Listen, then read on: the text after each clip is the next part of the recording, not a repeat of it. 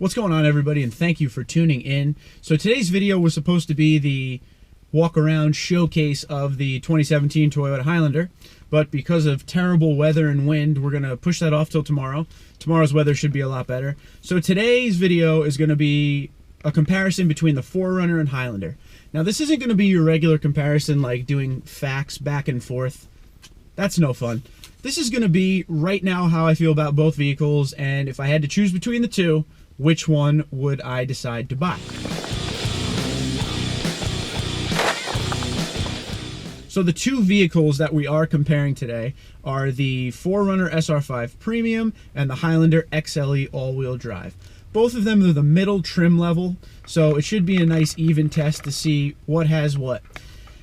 The 5 categories that we're going to do are technology, suspension/ride, price tag, MPG, and engine and horsepower. Okay, so let's get right into it. The price tag of each. The 4Runner SR5 Premium was $39,500 as tested, and the one in front of me, which is the Highlander XLE, was $41,500 as tested.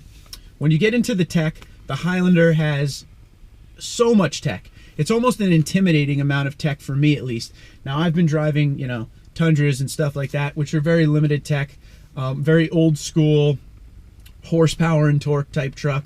So there's not a lot of crazy stuff in this thing. In the Highlander, there's, blind spot monitoring, moonroof, Toyota safety sense. It's got like an 8-inch navigation screen. The layout of everything is just a lot more updated, we'll say. And the 4Runner is more of your classic 4Runner. It has technology in it, like a screen. SR5 Premium had the moonroof, stuff like that, but it's still your basic Toyota truck in the way that it still feels like a truck, okay? And that kind of leads into some of these other things that we're going to talk about. The 4Runner, to me, is more of a truck, okay?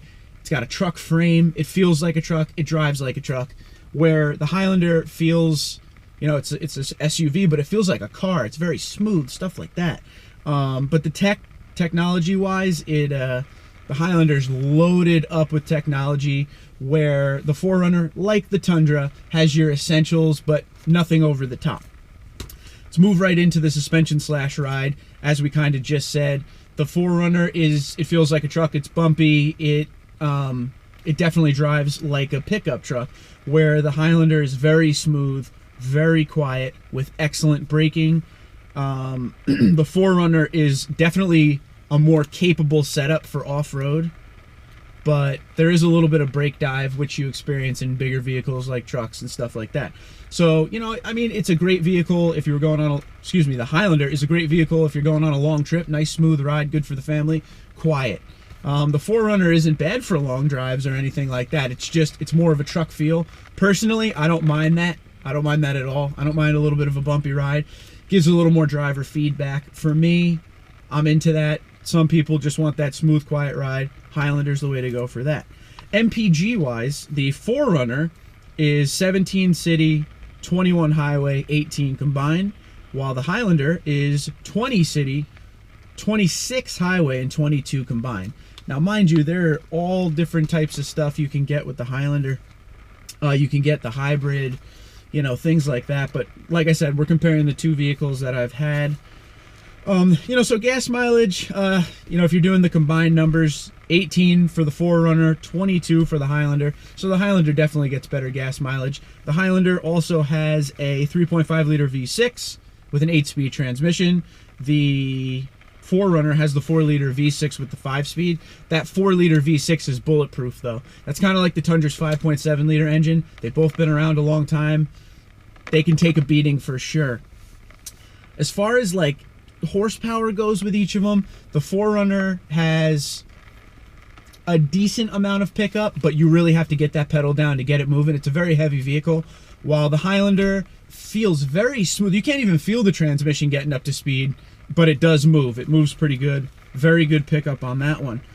But one of the things that you got to remember, it's really all going to come down to what you want as far as looks and what you want as far as capability. I feel like that's the difference between the two vehicles.